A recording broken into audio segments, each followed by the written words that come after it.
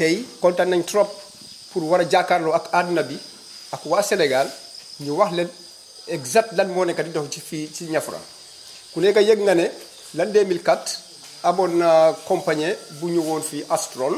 war a gas zircon bu Niafra bu ñu ñëwee ñu def seen étude impact l'an 2011 ñu rectifié ko l'an 2014 waaye ba léegi dëkk baa ngi ne ñoom bëgguñu lu tax ñu ne ñun bëgguñu ko waxoon nañu ko fii ci ay télé ci ay média social naka social media fii ci Sénégal ak ci bitim réew même RFI ñëwoon nañu fii italien yi ak BBC yëpp ñëwoon nañu fii bind nañu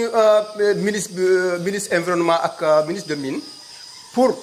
ñu waxuñu exact ñoom ak Astron lañu nekk lan lañu nekk di lëkkaloo ndax le 2015 dañu leen jox permis d'exploitation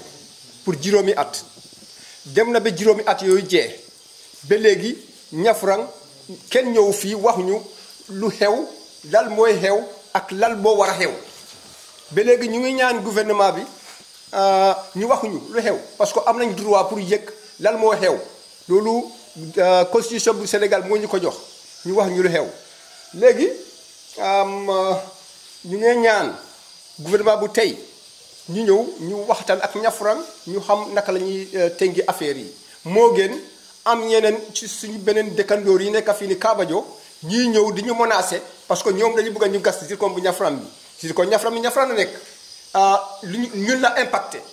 gouvernement bi na ñëw ñu waxtaan ak ñun moo gën ñu yónni ak ñeneen di ñëw di ñu menacer fii nii bëgguñu ko waaw lu taxoon ñu bañ zircon bi kenn ñëpp xam nañu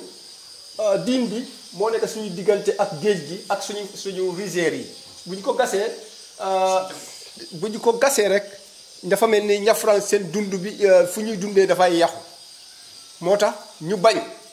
kenn ñëpp a bëgg a développement képp ku bëgg a développement waaye développement boo xam ne day ñëw yàqa ñun bëgguñu ko lu ñu bëgg a mooy na gouvernement bi indi ñu liggéey bu nga xam ne xale yi dinañ fa liggéey ñu dimbale seen bopp ak seen njaboot bañ a dem ci immigration clandestine yii nii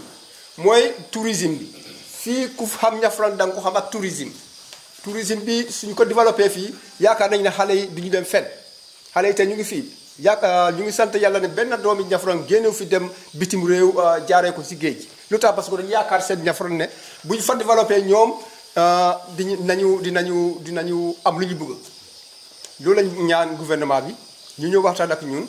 ñu ngay ubbi suñu bunti yépp képp ku bëgg a ñu waxtaan ak Niafra ngir ñu gis ne Niafra bu baax mu am ba léegi parewuñu ñu gas diin bi parce que gis nañu ne dañu xam ne gisuñu fa benn njëriñ xanaa yàqu-yàqu rek.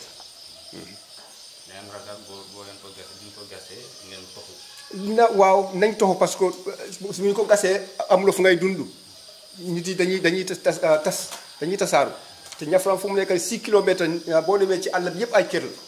ëpp na 70 kër ñoo nekk ci biir Niafra fii nii ëpp na ko pour ñooñu war a jógee fii toxu feneen encore ngir gas zircon bu ñetti at loolu amul benn solo ci Niafra moo gën ñu développé ko tourisme bu nga xam ne dina fa nekk ay 50 ans ak plus. Fait, vous l'avez si bien décrit, 20 ans, 2004-2024, depuis Abdoulaye Wade, Macky Sall, aujourd'hui le PASTEF au pouvoir, nous maintenons notre position par rapport à cette exploitation du zircon en Niafra. Pourquoi? Écoutez, de toute façon, nous avons toujours décrié ce projet, d'abord pour des raisons environnementales. Si vous regardez l'écosystème de Niafra, vous avez à l'ouest l'océan Atlantique, vous avez le Bolon et la forêt de mangrove. À l'est, vous avez les villages, vous avez les plantations, les rizières, qui sont des bas-fonds. Donc, en un mot, le site d'exploitation, la dune de Niafra, est une digue naturelle. Il ne faut pas l'affaiblir. Si on exploite le zircon pendant 5 ans, la dune, elle va s'affaiblir et va faciliter le passage de l'eau salée dans les maisons, dans les plantations, dans les rizières.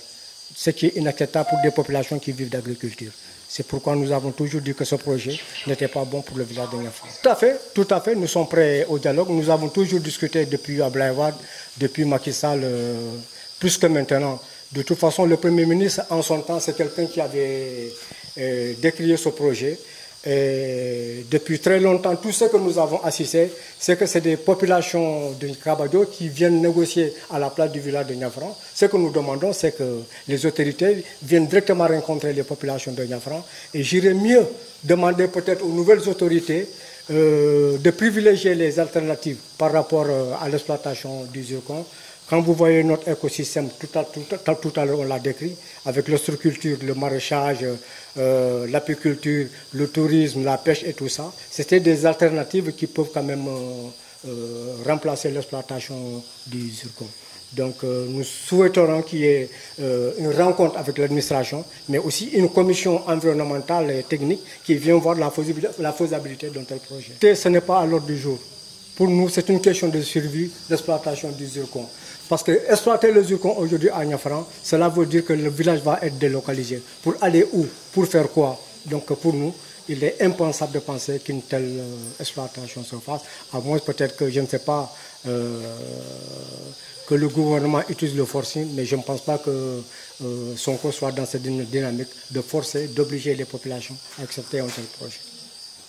Je vous remercie.